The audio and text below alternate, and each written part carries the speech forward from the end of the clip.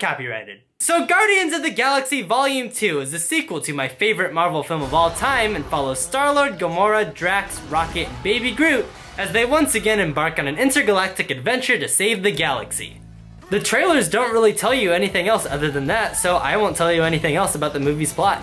Does anybody have any tape out there? I want to put some tape over the death button. Nobody has any tape. Not a single person has tape. You have an atomic bomb in your bag. If anybody's gonna have tape, it's you. I have to do everything. You are wasting a lot of time. That's a really bad sign. Guardians of the Galaxy. A film that felt like such a huge breath of fresh air, featuring a fantastic setting, an amazing soundtrack, memorable characters, and so much more. So naturally, I was really excited for the sequel, but I was also a tad concerned. You see, Marvel has a bit of a so-so track record when it comes to sequels. With the exception of Captain America Winter Soldier, almost all of Marvel's sequels have been disappointing, dumb, boring, unimpactful, or just plain bad. For that reason, I was a little bit concerned, but once again, I'm an idiot and my concerns were unwarranted because I loved Guardians of the Galaxy Volume 2. Like, really loved it. Like, so much so where I would go as far to say that it's just as good as the original. Now, I'm not really a guy to disagree with critics a lot and make a petition to ban all critics because they have an opinion that differs from mine, but I really gotta say, I don't really understand why so many critics are giving this movie such a rough time. It's not getting panned or anything. In fact, I believe it's still certified fresh on Rotten Tomatoes, but it seems like the consensus among critics is it's just not as good as the original. The big complaint is that the story is underwhelmingly hollow compared to the original, to which I say, what? I didn't think it was a bad story at all. I will say that it's not quite as good as the original story, but that's because the original was the original. That movie was so original and so unique that you're not going to get that same feeling of intrigue with the characters and the story like you did with the first one. I'm not really going to go into any plot points or anything like that, but I found the story of this movie to be super straightforward and incredibly entertaining. I thought it was really fun, and I also loved how it didn't really follow the traditional Marvel formula, which is a good thing because the Marvel formula, I think, is heavily flawed. If you've been to my channel before, you know that I have two big problems with Marvel movies that are apparent in almost every single one of them. The first big problem that I have with most Marvel movies is that there is a very big lack of real stakes and real drama. Now, Guardians of the Galaxy 2 is in no way, shape, or form a dramatic Dark Knight-like movie. It is a full-blown comedy by pretty much every definition. This isn't really surprising because this is really how most Marvel movies are. They have a huge, heavy reliance on humor. Now, I personally believe that there should at least be a little bit of levity in every movie, but sometimes it doesn't always work. A perfect example is Captain America Civil War, a movie that I overall found pretty disappointing because it didn't take itself seriously enough. Is it a bad movie? Not at all, but it is really hard for me to have an emotional connection with the characters if I feel like there is literally zero chance that they will face any meaningful consequences. Guardians of the Galaxy Volume 2 is hysterically funny. It might be one of the funniest movies that Marvel has ever made.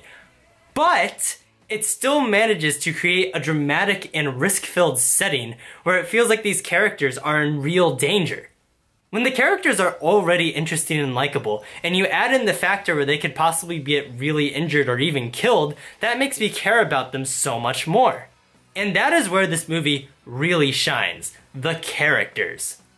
They are all so well written and are all so lovable. When I have more of an emotional attachment to a talking raccoon than I do to Captain America, then that's really saying something. That is true! Chris Pratt returns as Star-Lord in this movie and is once again great. I will admit though, his performance seemed a little lacking in certain areas. The way the character is written this time around is supposed to be that he's matured a little bit since the last movie, and that's totally fine, I don't have a problem with that, but his actual performance seemed a little bit off in certain areas. Zoe Saldana is also good as Gamora, even though she's not the most interesting character. In fact, compared to all the other characters, she's probably the least interesting one there. But she's not bad at all. She's entertaining for the most part. She's not bad. And then we get to my favorite character, Drax. Something about this character just tickles my funny bone.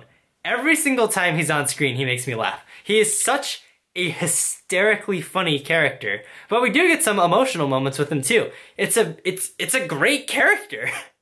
This is weird. We've got a sovereign fleet approaching from the rear. Why would they do that? Probably because Rocket stole some of their batteries. Dude! Right. He didn't steal some of those. I don't know why they're after us. What a mystery this is. Rocket Raccoon is also given a lot more to do in this movie. He has some really fun, really exciting action sequences. And yes, Baby Groot is pretty adorable. He's not in the movie a ton, but every time he's on screen, he kind of just steals the show. I am Groot. Mm-hmm. I am Groot. Uh-huh. I'm Groot. No! There are also a couple characters who have returned from the first movie, most notably Yondu, played by Michael Rooker, who, even though Drax is my favorite character, I think Yondu might be the most interesting and possibly best character in this movie. It is a perfect example of how to expand a character, how to show and reveal more about this character who we met in the first movie, who we all enjoyed in the first movie, but they add so much more to his history and who he is as a character. The high-end community is... The high-end community is... It's a tight-knit group.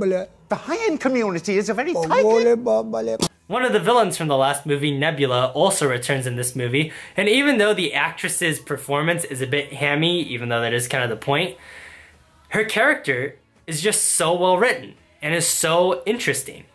And then we get to some of the new characters. Mantis is one of the brand new members for the team, and she was pretty interesting. She's not given a lot to do. I felt like they could have used her more, but I'm looking forward to see what they can do with her in future movies. There are also a few members of 80s royalty in this movie who I won't spoil, except for Kurt Russell, who was in the trailers and everything, but I won't say too much about what his character actually is, but I found him fascinating. Kurt Russell was perfectly cast for this role, and that character and his performance were both brilliant. There's also a moment with Kurt Russell's character where they kind of do like a Jeff Bridges Tron thing where they make him look super young and it was super weird, but it actually looks pretty good.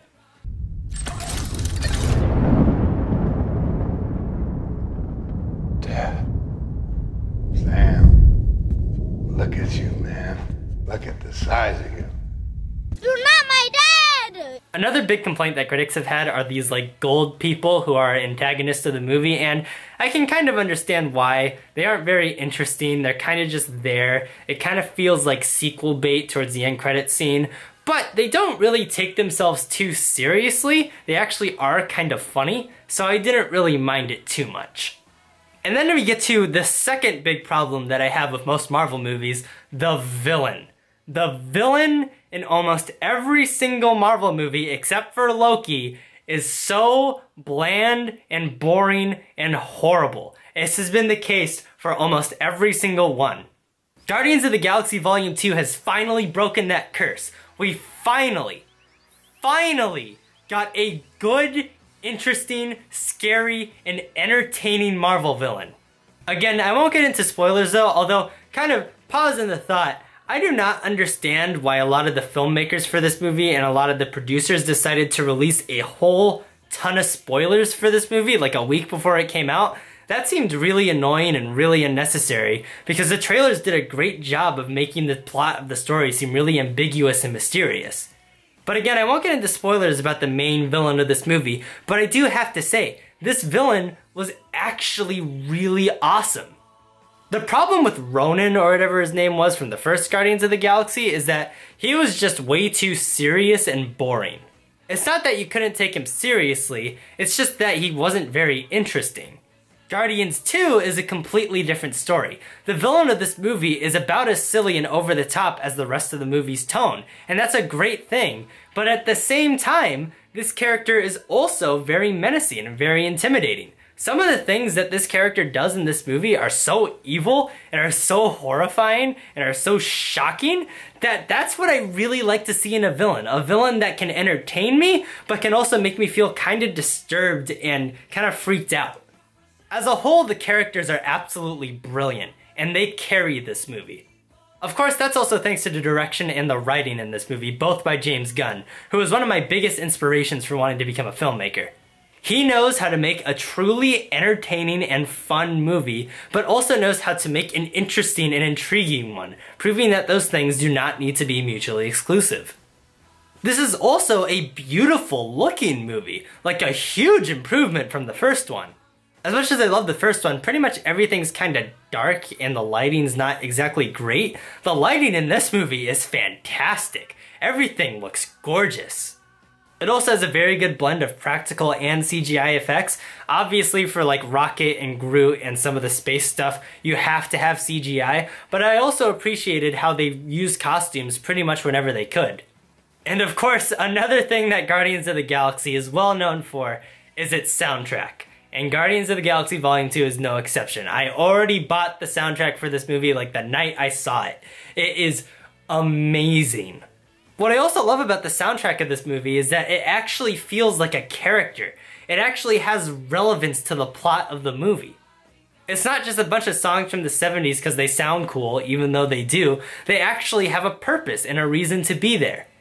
I really don't have that many flaws with this movie, but I do have some. It is by no means perfect. Like I said earlier, some of the performances were lacking from a few of the actors. Also, some of the character relationships could have been expanded upon a little bit more. Some relationships between the characters are great and really fleshed out, but there are a couple that could have been expanded on just a little bit more. Even though I thought the story was perfectly fine, I did notice a couple plot holes here and there. They were just things that really didn't make a whole lot of sense, although it didn't really affect my enjoyment of the movie. There were also a couple minor nitpicks and things like that I had, but overall, I love this movie. I think it's so much fun. If you love the original, you're going to adore this one. It looks great, sounds great, and has great characters. I've seen this movie about 3 times now, and I want to see it 3 more times, so I highly recommend you go do the same, and then buy the absolutely fire mixtape afterwards. I can now easily say that this is one of my favorite Marvel movies. I loved it. And yeah, that's all I got. I'm Aiden and I like movies. See you guys later.